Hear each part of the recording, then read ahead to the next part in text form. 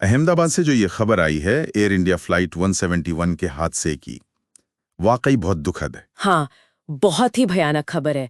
12 जून 2025 दोपहर का वक्त था, करीब 1:30 बजे।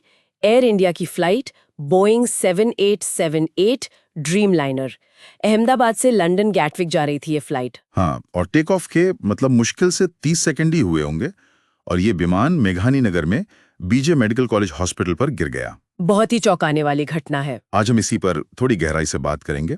जो भी जानकारी अलग अलग स्रोतों से मिली है, रॉयटर्स, ft.com, विकिपीडिया वगैरह से, उसके आधार पर हाँ, कोशिश करेंगे कि इसके जो मुख्य तथ्य हैं, जांच अभी कहाँ तक पहुंची है और इसका असर क्या पड़ रहा है, उसे समझें। बिल्कुल, तो चलिए शुरू करते हैं। सबसे पहले आंकड़ों पर नजर डालते हैं। हाँ, आंकड़े तो खैर दिल दहलाने वाले हैं। विमान में कुल 242 लोग थे, 230 यात्री और 12 क्रू मेंबर्स। और खबरों के मुताबिक इनमें से सिर्फ एक ही बच पाया है। हाँ, दुख की बात है कि 241 लोगों की मौत हो गई, सिर्फ एक यात्री जीवित बचा है। ये तो विमान की बात हुई, लेकिन जमीन पर भी? हाँ, क्योंकि विमान हॉस्टल बिल्डिंग से टकराया तो जमीन पर भी काफी जाने गई हैं। आंकड़ा थोड़ा ऊपर नीचे है, पर 19 से 34 लोगों की मौत हुई है और 60 से ज्यादा लोग घायल भी हुए हैं। मतलब कुल मिलाकर बहुत बड़ा नुकसान है। पहचान का काम भी जाहिर है बहुत मुश्किल रहा होगा। हाँ बिल्कुल। क्या जानकारी है इस बारे में? देखिए, ताज़ा जानकारी ये है कि 259 पीड़ितों की पहचान हो चुकी है। इसमें से ज्यादातर मतलब 253 लोगों की पहचान डीएनए से हुई है। अच्छा। और 6 लोगों की पहचान चेहरे से हो पाई है। 256 शव उनके परिवारों को सौंपे भी जा चुके हैं। ये प्रक्रिया यकीनन बहुत कठिन रही होगी परिवारों के लिए। हाँ, और इसमें एक बात और सामने आई जो एक स्थानीय विधायक ने भी बताई थी कि जो शव बहुत बुरी तरह जल गए थे, उनकी पहचान में मेडिकल इम्प्लांट से मदद मिली। Medical implants? जैसे किसी के शरीर में कोई मेटल रॉड लगी हो या कोई और इम्प्लांट, उससे पहचान करने में आसानी हुई।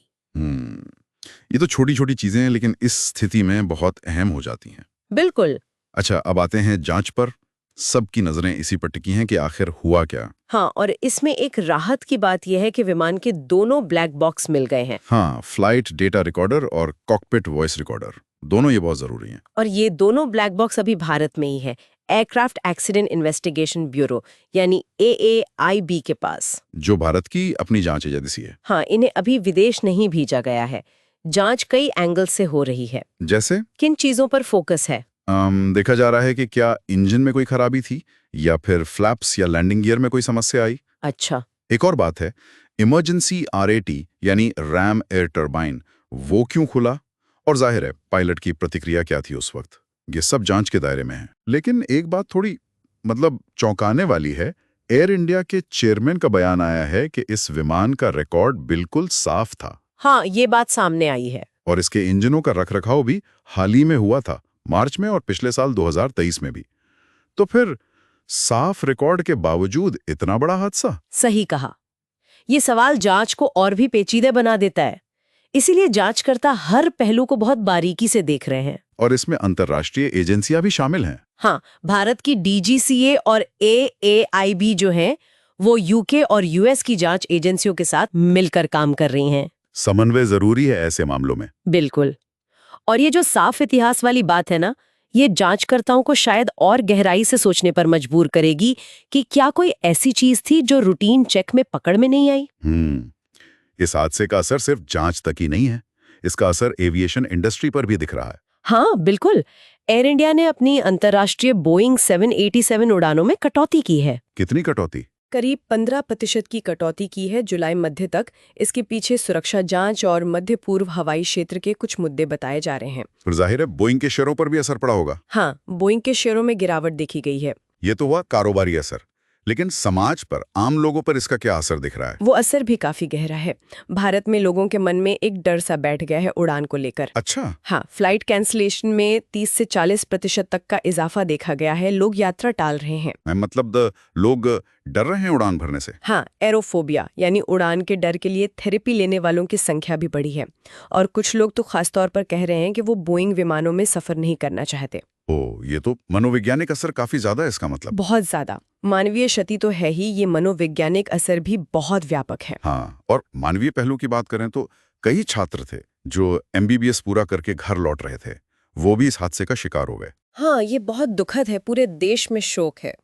केरल के रंजीता गोपाकुमारन नायर का जिक्र आया था, जिनके अवशेषों की पहचान डीएनए से हुई और परिवार को सौंपे गए। ऐसी ना जाने कितनी दर्दनाक कहानियां होंगी। बेशक। तो अगर हम संक्षेप में देखें तो ये एयर इंडिया फ्लाइट 171 हादसा एक बहुत बड़ी त्रासदी है। विमान और जमीन पर मिलाकर लगभग 275 जानें चली गई। ब्लैक बॉक्स भारत में है, सुरक्षित है और जांच जारी है।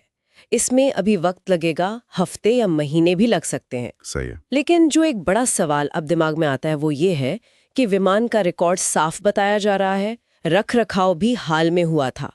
तो क्या जांचकर्ता सिर्फ जो सामने दिख रहे तकनीकी कारण है, जैसे इंजन फेलियर या फ्लैप प्रॉब्लम, हाँ, क्या उनसे आगे बढ़कर किन्हीं छुपे हुए प्रणालीगत कारकों को देख पाएंगे, या कोई ऐसी अप्रत्याशित परिस्थितियां जिनका अभी अंदाजा भी नहीं है? ये वाकई एक बहुत अहम सवाल है।